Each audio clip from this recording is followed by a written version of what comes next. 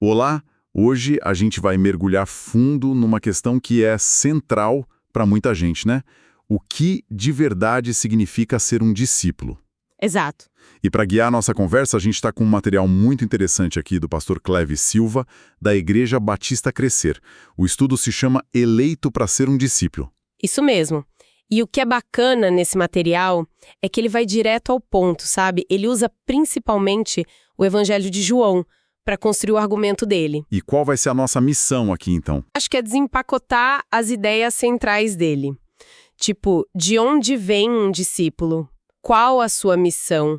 E talvez o mais importante, por que alguns continuam na jornada e outros, outros desistem? Perfeito. E o estudo já começa com duas perguntas bem diretas, que vão ser o nosso ponto de partida. A primeira é, o que é um discípulo de Jesus? E a segunda, por que devemos fazer discípulos para Jesus? Vamos começar pela definição, então. O que essa palavra discípulo quer dizer na real? Então, a palavra original no grego é mathetes. A tradução mais simples é aluno ou aprendiz. Ah, ok. Mas o estudo faz uma observação importante. Essa palavra não era exclusiva para os seguidores de Jesus. Os seguidores de João Batista, por exemplo, também eram chamados de discípulos.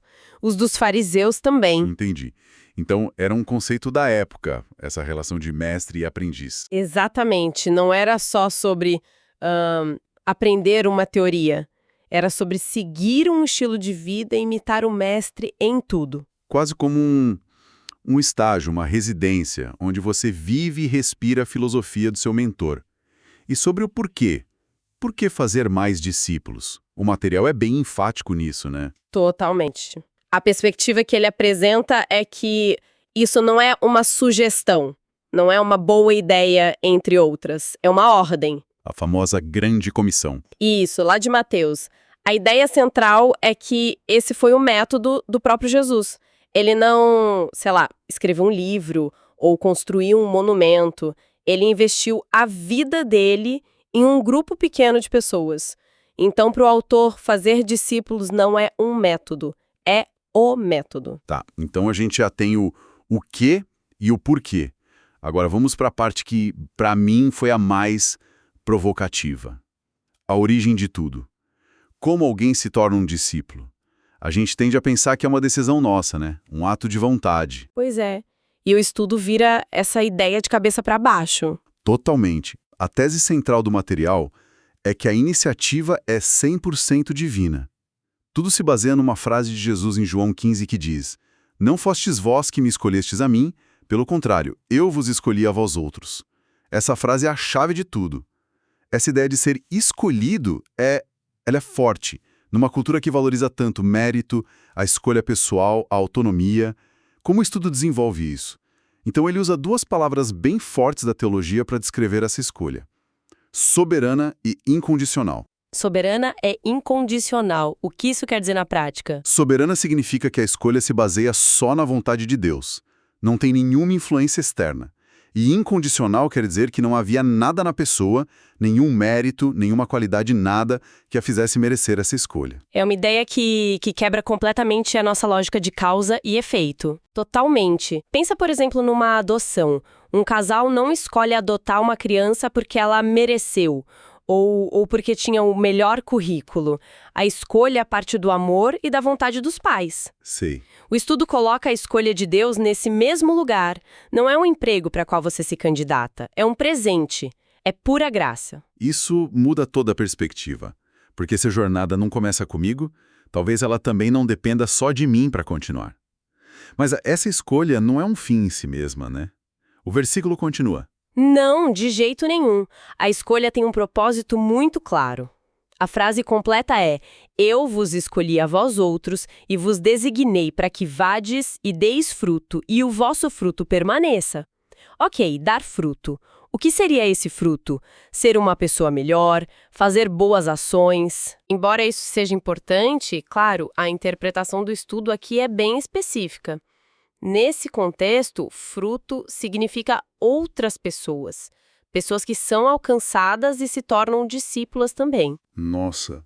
A lógica é: uma macieira dá maçãs. Um discípulo dá outros discípulos. É evidência visível daquela escolha que foi invisível. Então, um ciclo.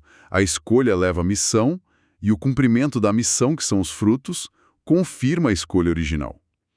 A prova não está só no que a pessoa diz, mas no impacto que ela gera. Bem desafiador. E o ciclo não para aí. O estudo aponta para um propósito final, o clímax de tudo isso que está na última parte do versículo. Qual seria? A fim de que tudo quanto pedirdes ao Pai em meu nome, ele vô-lo conceda. A obediência na missão abre a porta para um nível mais profundo de intimidade com Deus. Ah, entendi. Não é uma troca tipo, eu faço isso e você me dá aquilo. Não. É um relacionamento que se aprofunda. Quanto mais alinhada a pessoa está com o propósito de Deus, mais as suas orações refletem a vontade dele e, consequentemente, mais ela vê essas orações se concretizando. Faz sentido. É essa a ideia. O maior privilégio do escolhido, segundo essa visão, é ter esse canal de comunicação aberto com o Criador. O estudo até cita um salmo que diz que a intimidade do Senhor é para os que o temem. Então, o caminho é escolha soberana, que leva a uma missão de dar frutos. Que culmina num relacionamento de profunda intimidade. Exato. Esse é um quadro muito claro, quase ideal. Mas a gente sabe que a realidade é mais bagunçada. Muita gente começa essa jornada e para no meio do caminho. O estudo fala sobre esse lado mais desconfortável. Com certeza. E ele faz isso mergulhando num momento super dramático do ministério de Jesus, lá em João capítulo 6. O capítulo inteiro é usado para responder essa pergunta. O que diferencia quem fica de quem vai embora? É um momento de crise total, né? Uma multidão que seguia Jesus simplesmente vira as costas. Como o material analisa essa galera? Ele faz uma dissecação quase psicológica dos grupos ali.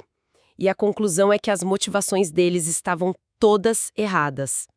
O primeiro grupo que ele aponta são os curiosos. Curiosos? Só como turistas espirituais. É uma ótima analogia. Pessoas que estão ali pelo espetáculo, pelos milagres, mas sem interesse num compromisso real. É quem só quer ver os melhores momentos do jogo. Exato. Queriam o show, não o mestre. O segundo grupo é ainda mais pragmático, os interesseiros. Ah, esses eu imagino quem sejam. Eles seguiam Jesus porque ele tinha multiplicado pães e peixes. Viram nele uma solução para os problemas materiais. Era uma relação transacional. Enquanto você me der o que eu quero, eu te sigo. Isso é muito, muito atual. A busca por um Deus que resolve problemas imediatos. E depois desses? Depois vêm os incrédulos e os murmuradores. São aqueles que, mesmo vendo tudo, se recusam a crer. Eles ouvem a mensagem, mas em vez de absorver, eles criticam, reclamam, dizem que o discurso é duro demais. Os céticos e os reclamões do grupo. Isso. E a soma de tudo isso leva ao último grupo. Os desistentes. Exatamente. O texto de João é brutalmente honesto sobre isso. Diz que muitos dos seus discípulos voltaram atrás e já não andavam com ele. A mensagem ficou difícil demais, as exigências altas demais. Eles desistiram. O custo ficou maior que os benefícios que eles imaginavam. É uma cena de desintegração total. A multidão se dissipa e sobra só aquele grupinho. E é aí que o estudo foca, no momento em que Jesus se vira para os 12 que ficaram e faz aquela pergunta. Devastadora. E vocês? Vão embora também? Essa pergunta é o ponto de virada de toda a discussão. E a resposta de Pedro se torna a base para entender por que eles ficaram, o que eles tinham de diferente. Certo, essa é a pergunta de $1 milhão. O que impede o verdadeiro discípulo de jogar a toalha? O estudo dá algumas razões, né?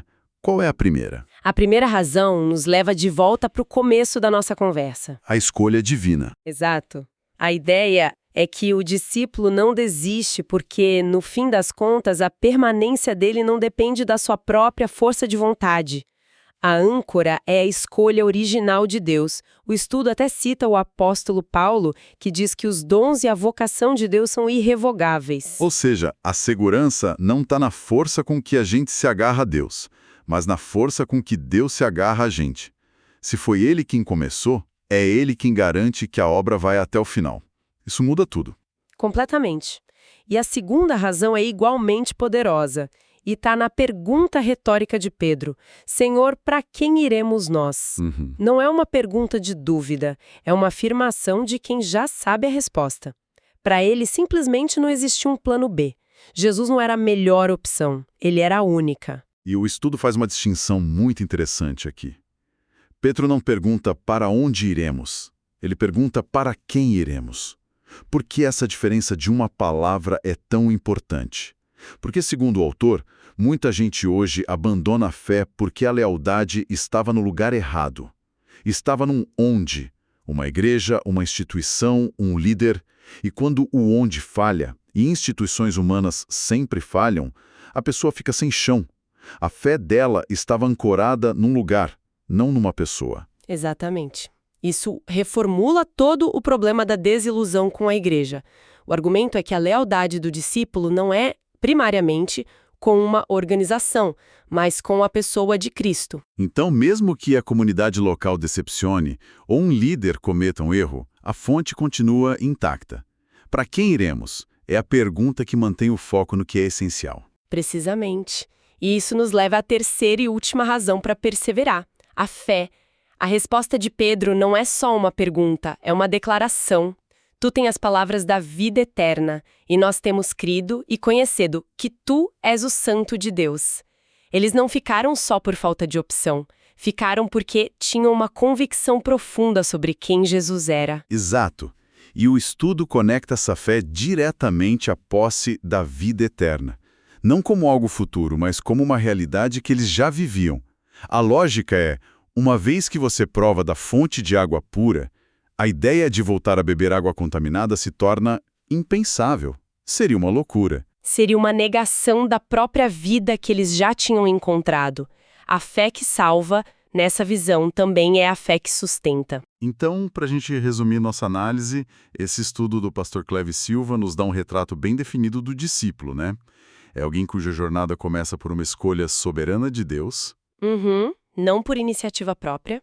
Essa escolha o coloca numa missão clara, de gerar frutos, que são outros discípulos, e como resultado ele passa a ter uma intimidade cada vez maior com o Criador. E o fio que conecta tudo isso é a perseverança. O discípulo genuíno não desiste, mesmo quando fica difícil, porque a âncora dele não está na sua própria capacidade ou na perfeição do ambiente. A âncora é a escolha de Deus e a convicção de que não há outro para quem ir.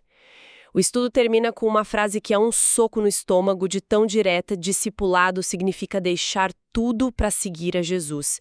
E ao longo da análise a gente viu as categorias de seguidores que não estavam dispostos a pagar esse preço. Pois é. Isso nos deixa com uma reflexão final, algo para a gente pensar depois que acabar aqui. Exato.